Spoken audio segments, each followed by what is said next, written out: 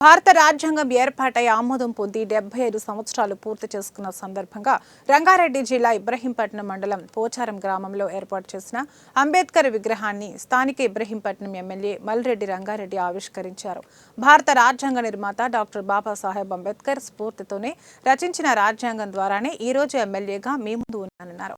ఆయన దేశ ప్రజల కోసమే రాజ్యాంగాన్ని రచించారని కొనియాడారు.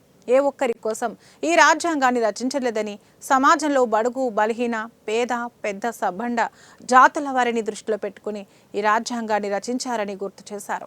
కొందరు వ్యక్తులు రాజ్యాంగం స్ఫూర్తితో ఎమ్మెల్యేలుగా ముఖ్యమంత్రులుగా పదవులు అనుభవించి రాజ్యాంగాన్ని మార్చేస్తామనడం సిగ్గుచేటని ఆయన ఎద్దేవా చేశారు. మీరు కూడా మీ వంతు చెప్పండి.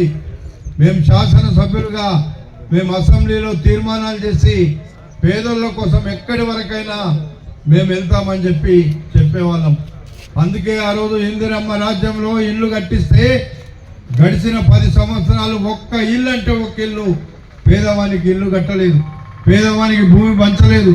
పేదవాళ్ళకి ఇచ్చినటువంటి భూములన్నీ గుంజుకుంటుంటే మనం నిస్సహాయంగా అధికారం ముందు పనిచేయకుండా మనం ఉన్నాము అనేటువంటి మాట కూడా మీకు మనవి చేస్తున్నా.